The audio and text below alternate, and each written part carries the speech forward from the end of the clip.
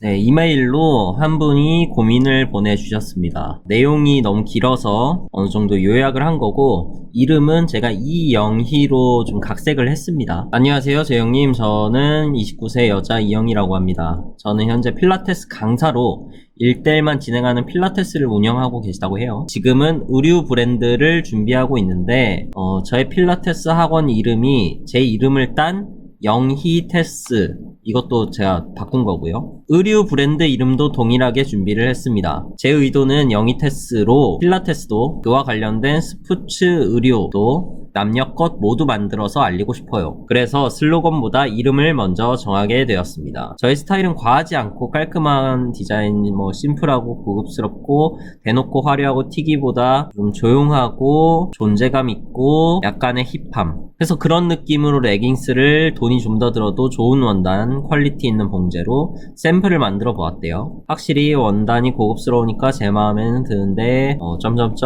이 이메일을 좀 읽으면서 느꼈던 점은 자기애가 강하신 분 같아요. 필라테스의 이름 그리고 의류 브랜드 이름도 같이 할 거고, 나는 이런 스타일을 좋아하고 내가 샘플을 만들었는데 그것 또한 내 마음에는 드는데 처음부터 끝까지 나라는 주어로 얘기가 많이 이어졌습니다. 제가 저번에 슬로건이 중요하다고 했잖아요. 이런 브랜드는 슬로건이 필요 없을 수도 있어요. 왜냐? 이런 브랜드의 슬로건은 이영희라는 사람 그 자체거든요. 오늘은 브랜드 슬로건이 자기 자체인 그런 류의 브랜드에 대해서 같이 얘기를 좀 해봅시다. 인블리와 스타일란다의 얘기를 안 하고 넘어갈 수가 없어요. 인블리는 임지연 대표, 스타일란다는 김소희 대표가 운영하는 쇼핑몰인데, 의류 쇼핑몰이죠. 온라인 의류 1세대를 대표하는 두 개의 브랜드입니다. 모르시는 분은 아마 거의 없을 거라고 생각을 하는데, 스타일란다는 얼마 전에 노래 아래 6천억에 매각됐습니다. 두 브랜드가 우리나라에서 의류 쇼핑몰은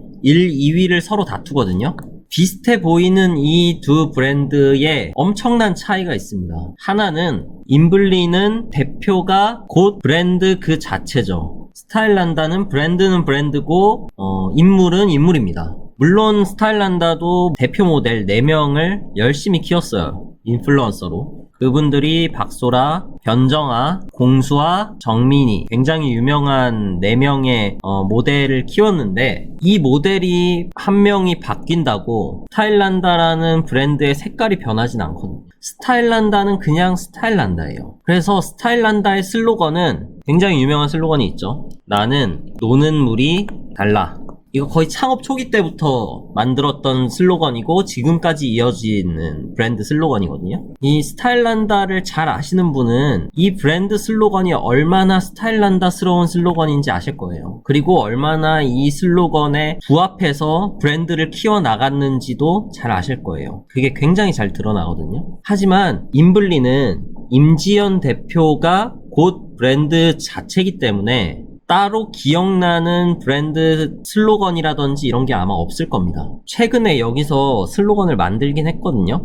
언박싱 유어 데이즈 라고 해서 뭔가 만들긴 만들었는데 아마 전혀 공감이 안 되실 거예요. 왜냐? 이 브랜드의 슬로건은 임지연이거든요. 저는 지금 이 두 가지 브랜드의 다른 스타일 중에 뭐가 더 좋다고 얘기하는 게 아닙니다. 두 가지 브랜드의 성장 전략이 다를 뿐이에요. 그리고 이 각각 다른 성장의 전략이 어떤 특징을 가지고 있는지를 아시면은 여러분들도 자기 브랜드를 성장시킬 때 나는 이쪽이 낫겠다, 나는 이쪽이 더 낫겠다 라고 판단을 하고 그렇게 전략을 잡아가실 수 있을 거예요. 스타일란다는 제가 저번에 올린 영상에 브랜드 슬로건부터 시작해서 브랜드를 키워나가는 그 방법에 부합하기 때문에 오늘은 언급을 안 할 거고, 오늘은 인블리의 브랜드 성장 전략에 대해서 얘기를 할 거예요. 자, 한 인물이 곧 브랜드인 인물 중심 브랜드에 대해서 오늘은 얘기를 쭉 할 건데, 예를 들면 이런 브랜드들 너무 많죠. 입생로랑, 이브생로랑이라고도 하고 샤넬, 라코스테 등등등등 다 한 사람이 곧 브랜드인 이런 브랜드들 모두 인물 중심의 브랜드죠. 전부 다 자기 이름으로 브랜드를 시작했고 그 사람의 스타일이 곧 브랜드의 스타일이었어요. 패션만 그런 건 아니고 도요타라든지 아니면은 혼다, 맥도날드, 벤츠, 휴레패커드, HP죠. 그리고 디즈니 등등등등 너무 많아요. 이런 류의 인물 중심의 브랜드는 너무 많고, 근데 이 사람들은 언젠가는 죽죠. 이 사람이 죽어도 브랜드가 계속 이어져 와야 되는데, 그때 사람과 브랜드를 분리하는 작업을 반드시 겪어야 됩니다. 인물 중심의 브랜드는 반드시 그 과정을 거쳐야 돼요. 디즈니가 처음 창업했을 때 사람들은 월트 디즈니라는 그 사람의 성향과 그 사람의 스타일에서 이 브랜드의 어떤 스타일을 연상시켰다면,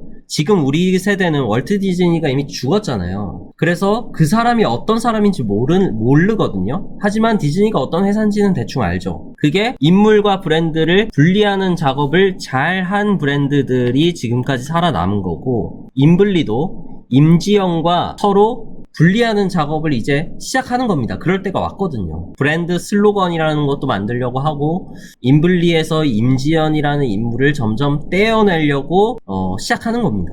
자, 인물 중심의 브랜드가 성공하려면 이런 시나리오가 가장 이상적이에요. 뭐냐면 인물이 먼저 유명해지는 겁니다. 인물이 먼저 유명한 상태로 브랜드가 나오면 브랜드도 금방 유명해질 수 있어요. 인물의 유명세를 따라서. 아까 이메일 보내주신 이영희님을 예로 들면 이메일에서 이미 드러났잖아요. 브랜드 이름도 자기 이름, 자기가 좋아하는 스타일로 의류를 만들고 싶고 자기 취향에 대해서 계속 얘기한다는 건 인물 중심의 브랜드를 만들고 싶다는 거거든요. 그래서 제가 드린 말이 영희님 본인이 인플루언서가 되세요 라고 조언을 드렸어요. 사람이 먼저 유명해지면 브랜드는 굉장히 빠른 속도로 성장할 거다. 이런 경우 제가 저번에 말씀드렸던 브랜드 슬로건을 먼저 잡고 브랜드 이름과 브랜드의 스타일을 만들어 나가는 그런 과정은 굳이 필요가 없다. 그런 건 나중에 인물과 브랜드를 분리해야 되는 그 시점에 해도 충분하다는 거예요. 이런 경우 위험 요소도 반드시 있습니다. 뭐냐면 인물이 구설수에 올랐을 때, 그럴 때 브랜드도 같이 휘청거려요. 왜냐? 인물이 곧 브랜드이기 때문에.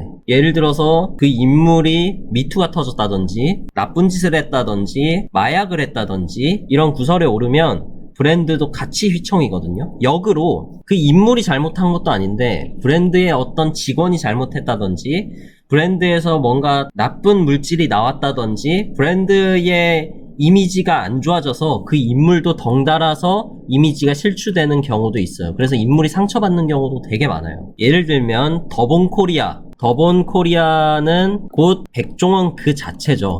더본코리아에서 백종원을 드러내면 지금 남는 게 있나요? 저는 늘 얘기하는 게 더본코리아의 가장 큰 역할을 하는 게 백종원인데 가장 큰 리스크 역시 백종원이에요. 항상 그렇게 얘기하거든요. 예를 들어서 백종원이라는 분이 뭔가 큰 실수를 하던가 미투가 터지던가 마약을 하던가 그런 날에는 그 수많은 더본코리아를 의지하고 있는 가맹점주들은 다 난리 나는 겁니다.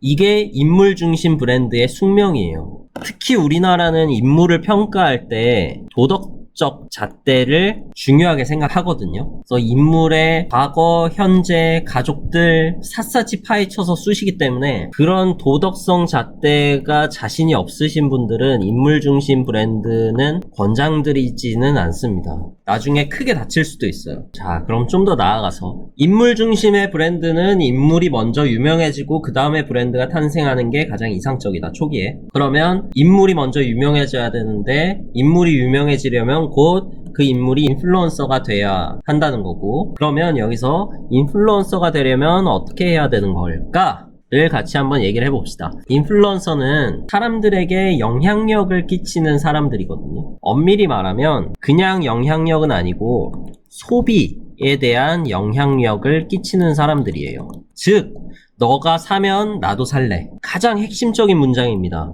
인플루언서를 평가하는 기준이거든요, 이게. 내가 산 걸 남들도 따라서 산다면 나는 인플루언서예요. 그리고 내가 샀는데 그걸 보고 남들이 따라서 사는 숫자가 인플루언서를 나누는 그레이드입니다. 단순히 인플루언서를 팔로워 수로 평가하시는 분들도 있어요. 이건 제가 봤을 땐 잘못된 평가 방식이거든요. 인플루언서가 산 거를 따라서 사는 게 진짜 인플루언서입니다. 팔로워 수는 돈 주고 구매하시는 분들도 많죠. 그리고 무슨 맛팔로워 그 채팅방 같은 데 들어가서 서로 맛팔해요 이런 걸로 팔로워 숫자를 쉽게 늘릴 수 있거든요. 그런 사람들이 뭐 3,000명 5,000명 팔로워 수 늘려가지고 나 인플루언서야 라고 소개하시는 분들도 있는데, 제가 봤을 때 그거는 인플루언서는 아니에요. 저희는 예를 들어서 인스타그램 계정을 하나 보고 3분만 뜯어보면 이 사람이 팔로워 수가 5,000명이건 10,000명이건 진짜 인플루언서인지 아닌지 판별할 수 있거든요. 어쨌든 가장 핵심적인 건 네가 사면 나도 살래의 행동이 얼마나 일어나냐는 겁니다. 그 숫자를 가지고 뭐 나노 인플루언서니 뭐 마이크로 인플루언서 메가 등등등등 인플루언서를 그레이드로 나눠서 부르는 이름들이 있는데 뭐 그런 건 크게 중요한 건 아니고, 다시 네가 사면 나도 살래 라는 거는 어떤 감정에서 나오는 걸까요? 이거는 부러움이라는 감정에서 나오는 겁니다. 한번 잘 생각해 보세요. 우리가 유명한 사람의 인스타그램을 왜 보나요? 지인을 제외하고 모르는 사람인데도 불구하고 그 사람의 인스타그램을 계속 본다는 거는 그 사람의 라이프가 부럽다는 소리예요. 그 사람의 돈이 부럽던가, 그 사람의 외모가 부럽던가, 그 사람의 차가 부럽던가. 부러움이라는 감정을 가지고 돌아가는 플랫폼이 바로 인스타그램입니다. 주로 어떤 부러움의 요소로 이런 메커니즘이 돌아가는지 제 나름대로 카테고라이징을 한 거거든요. 예를 들면은 첫 번째는 돈입니다. 사람들이 정말 부러워하는 것 중에 하나가 돈이에요. 예를 들면 명품 자랑하는 계정, 차 자랑하는 계정, 집을 자랑하는 계정, 이런 인플루언서들 진짜 많죠. 그런 사람들 팔로워도 엄청나고요. 그런 사람들의 구매력도 엄청납니다. 왜냐? 내가 못 가지고 있는 걸 저 사람은 가지고 있거든요. 그게 바로 돈이거든요. 예전 인스타그램 초창기에는 막 5만원짜리 이만큼씩 들고 벤츠 핸들 앞에서 금팔찌 끼고 있는 두꺼운 손의 남자가 사진을 찍어서 올리고 이런 것들 되게 많았었잖아요. 근데 요즘에는 그렇게 대놓고 하는 건 좀 촌스럽죠. 좀 은근하게 돈을 자랑하는 편인데, 어쨌든 명품, 뭐 차, 집, 요즘 뭐 비트코인, 주식 수익률 자랑하고 이런 인플루언서 계정, 꼭 인스타만이 아니라 유튜브라든지 뭐 다른 데도 마찬가지로 결국 돈을 자랑하는 인플루언서가 있고, 저는 이거보다 더 요즘에 뜨는 부러움은 시간인 것 같아요. 시간을 자랑하는 인플루언서가 더 인기가 많습니다. 돈이 아무리 많아도 시간이 없는 사람들이 너무 많거든요. 여행을 자유롭게 다니는 사람들, 집에서 사부작 엄청 예쁘게 라떼를 만들어 먹는다든지 홈카페를 내려 먹는 사람들, 이런 것들을 보면서 우리는 나도 저런 시간이 있었으면 하는 생각이 자연스럽게 듭니다. 그 사람의 시간이 부러운 거예요. 돈, 시간, 세 번째로 부러운 게 뭘까요? 자유죠. 먹방 같은 거를 사람들이 왜 보는지 아세요? 나도 저렇게 자유롭게 많이 먹고 싶거든요. 저 같은 경우에는 먹방을 정말 1도 안 보고 봐도 아무 재미가 없어요. 왜냐? 저도 그렇게 먹어도 살이 안 찌거든요. 체질적으로 살이 안 찌는 체질이라서 먹방의 재미를 전혀 못 느껴요. TV에서 그 가수 B가 막 자전거 사이클 운동하면서 TV 화면으로 먹방을 보는 장면이 있거든요. 그 B가 왜 굳이 먹방을 볼까요? 그 장면에서 명확히 알 수 있죠. B는 그렇게 운동을 하면서 가장 부러운 사람이 그렇게 마음껏 먹고 있는 사람이거든요. 또는 일에 대한 자유를 가지고 있는 사람도 인플루언서가 되기가 굉장히 쉽습니다. 뭐냐면은 실리콘밸리에서 좀 자유롭게 일하는 그런 라이프 스타일, 또는 창업한 사람, 대부분의 사람들이 직장인이기 때문에 출퇴근에 대한 자유, 일에 대한 자유가 없잖아요. 어디에 속박돼 있으니까. 그래서 그런 일에 대한 자유를 가지고 있는 사람의 라이프를 보면서 부러움을 느끼는 거예요. 네 번째 부러움은 지식입니다. 예를 들면 카메라에 대한 전문 지식이라든지 자전거, 오토바이 너무 가지고 싶은데 저 사람은 그걸 이미 갖고 있고, 심지어 그거에 대해서 일반인 이상의 지식을 가지고 있는 사람의 설명을 들으면서 너무 부러워하는 거죠. 지금 이 유튜브도 마찬가지로 저는 교육과 노하우 위주의 컨텐츠를 만들고 있잖아요. 마지막 가장 원초적이고 강력한데 뭐냐면 유전자죠. 부러운 요소가 엄청나죠. 몸매, 얼굴, 노래 잘하는 사람들. 왜냐? 그 사람의 유전자가 너무 부럽거든요. 나는 갖고 있지 않거든요. 그러면 우리가 인플루언서가 되기 위해서는 이런 5가지 카테고라이징 안에서 부러움의 요소를 찾아서 공략해야 돼요. 즉 전략적으로 인플루언서가 될 수 있다는 뜻이거든요. 다시 아까 처음에 상담했던 이영희 씨를 기준으로 얘기를 해보면 필라테스 관련한 이미 활동하고 있는 인플루언서를 서치해 보셔야 됩니다. 예를 들어 A라는 사람은 인플루언서인데 팔로워가 5,000명 정도 돼. 근데 이 사람은 인스타랑 유튜브에서 활동을 하고 이 사람은 자랑하는 컨텐츠를 쭉 보니까 몸매와 필라테스를 하는 고급스러운 집을 자랑해요. 그러면 사람들은 이 사람을 보는 이유는 그 사람의 돈과 그 사람의 유전자가 부럽기 때문에 보는 것 같아 라고 분석을 해보는 거예요. B는 1만 명의 팔로워를 가지고 있는데 주로 유튜브에서만 활동을 하고 이 사람은 역시 몸매를 드러내고 사람들한테 필라테스를 엄청 잘 알려주더라. C는 필라테스를 하면서 팔로워는 얼마 안 되고 틱톡에서 주로 활동을 하는데 필라테스를 하면서 이 사람은 독특하게 먹방을 해. 이 사람을 보는 이유는 유전자도 역시 있지만 자유의 요소가 있는 것 같아. 왜냐면 나는 저렇게 먹지 못하거든요. 이거는 제가 실제로 분석한 건 아니고 가상의 인물들을 제가 만들어 본 겁니다.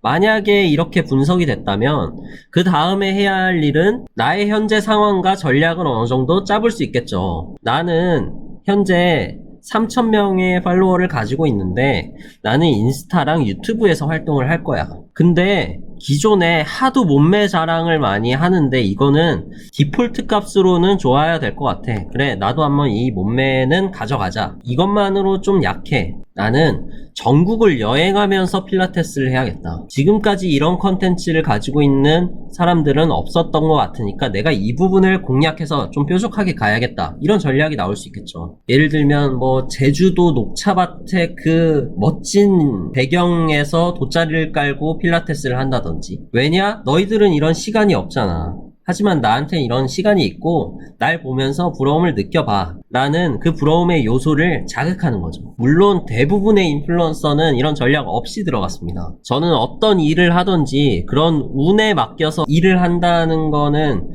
제 스타일은 아니에요. 어쨌든 우리가 성공 확률을 높여야 되잖아요. 성공 확률을 높이려면 운보다는 분석과 노력이 있다면 단순히 운에 기대는 것보다는 훨씬 내가 인플루언서가 될 성공 확률이 높아질 거라고 생각을 하고